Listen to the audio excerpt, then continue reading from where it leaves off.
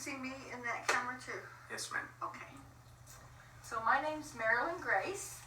Paul Applegate. Paul Applegate, it's nice to meet you. Glad to meet you. I am so thrilled to be here in your home in New Mexico.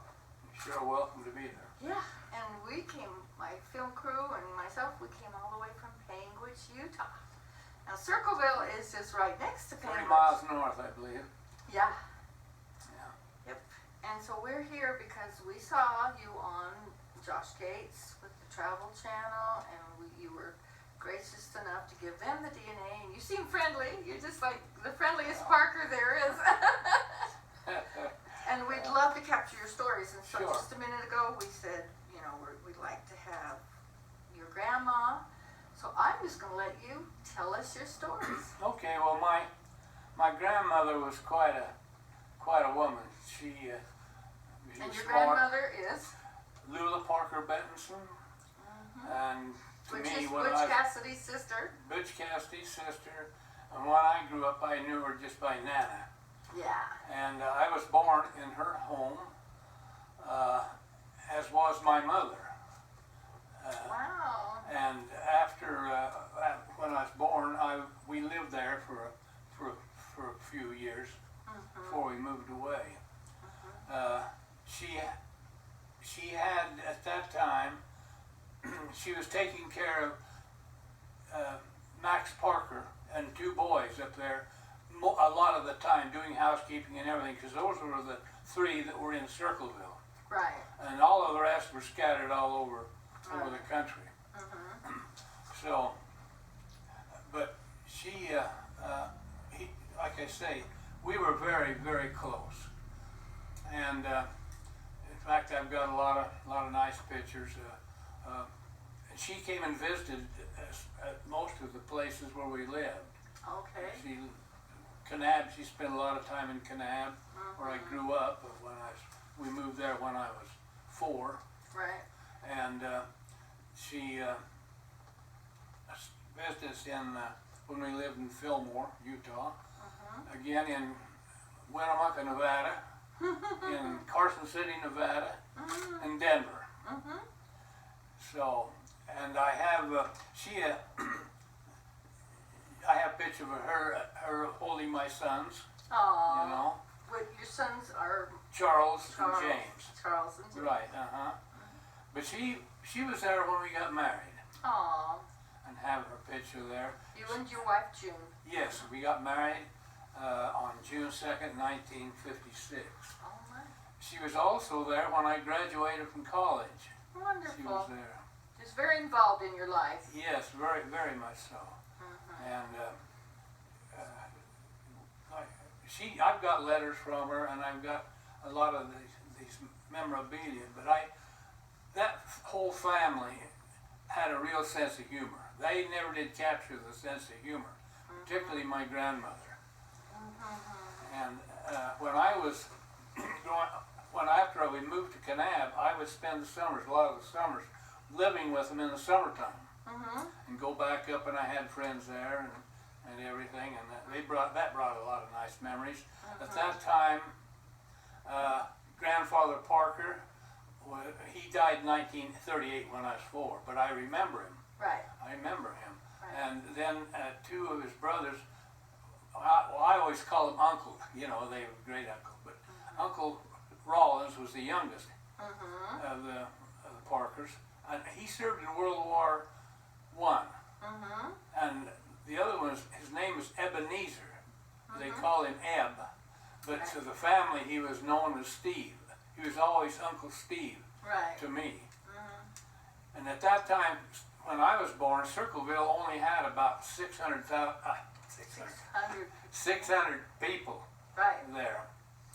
And my folks grew up there. They were very close friends with the Applegate side of the family. And in fact, my grandfather Applegate and Uncle Steve had a freight line they used together. They from Junction, I think, down to the Priory area where there were miners. Let me think.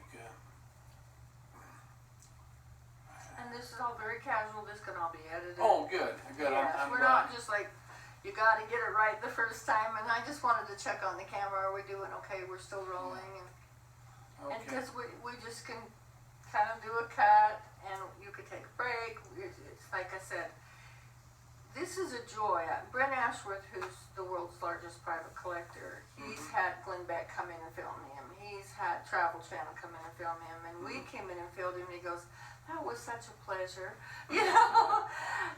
And that's what we can do. We're independent filmmakers. We can sell to Netflix, and we can take it to the Sundance Film Festival. But we're not. These guys are on a schedule, and they got their deadlines, and they've got to do their thing. So we can cut this. And I'm glad that that's on both of us, because that one wasn't going, and now that one's on both of us. And then our editor, he can make it just on you. Yes. He can make it just on me. But we have to get him copies when we're totally funded and everything. Hopefully your DNA will give us some results. Okay, well, I hope so. Yeah, and so let's go back to, Lula was accomplished. Let's do Lula was accomplished. Well, she was the Democratic chairman of Paiute County for 26 years. Wow. She filled out a term in the Utah State Legislature. But she was well known there. She was honest the day was long. Right. When I grew up there, went there and lived there, of the family, there was my grandfather, Maximilian, my grandfather, Maxie. and then the two brothers, Uncle Steve or Eb, and Right. Uncle Rollins, and then my grandmother Lula. Right. But there were two other sisters that I got to know real well too, and they would come to Circleville. One was Blanche, Aunt Blanche. She lived in Stockton, California, with her son. They had a walnut farm. Oh, fun. And then the other one was Aunt Jen.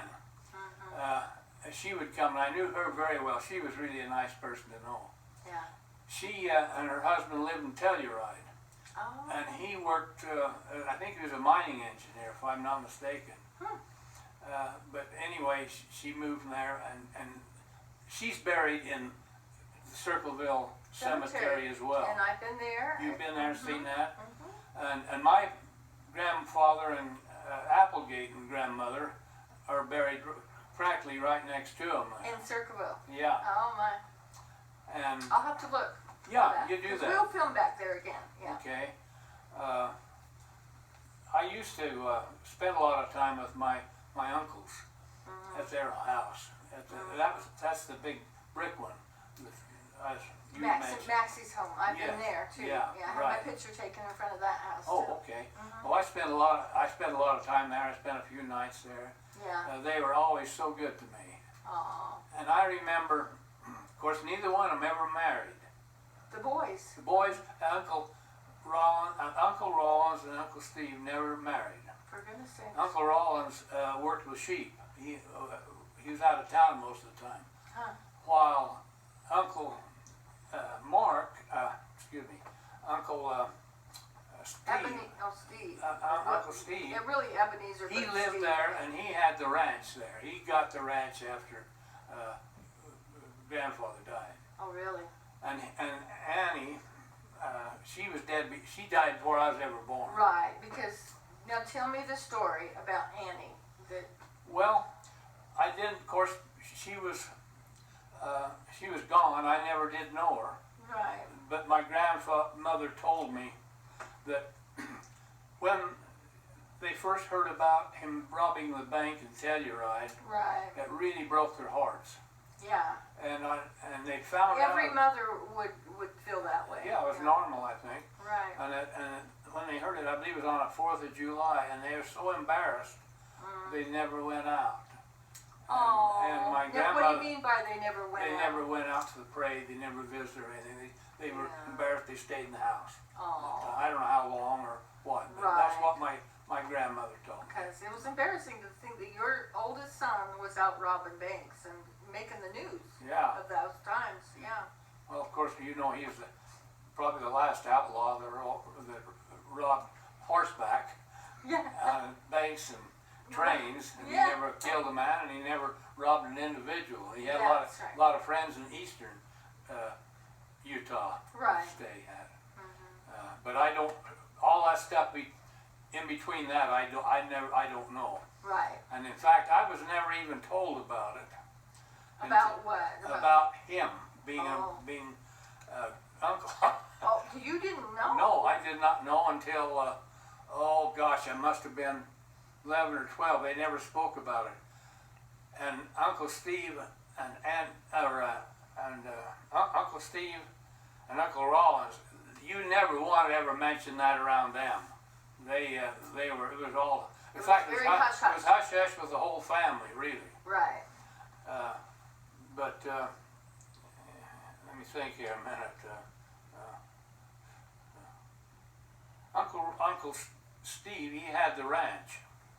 And Which is how many acres? Is 600 or something like that? I can't remember how many, but he had a grazing permit on public land too. Oh, okay. And you know where the ranch was south of Circleville there. Yeah, they have. You know they restored that. Yeah, I saw that. They made a state park, I think. Yes, I was there. I was filming the day that they did it. Oh, okay. Yeah, they had singers, they had entertainment. This was a big celebration for Utah. Yeah. Because the cabin was owned by Afton Morgan. Do you remember Afton Morgan? Afton bought it from my Uncle Mark. That's right. Yeah. He told me he paid $300 cash, but he ended up, Mark passed away and ended up paying it in 1982 to his wife. Yes, they had, Uncle Mark and Aunt Vivian had one child named Linda, and she was adopted. Oh, okay. But one thing that I thought was very interesting that you I've never seen anything on it or anything, but Uncle Steve, when he died, he left it to his heirs, winner, to draw cards for it, I winner take all. When was this? Well, let's see, he died, I believe, in 1957. We were in Germany at the time. Okay. I believe.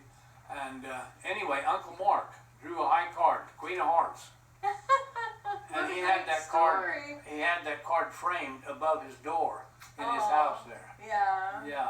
Oh, what a great story. But I thought that was pretty neat. Nobody could get mad at him, and it kept the ranch together. Yeah.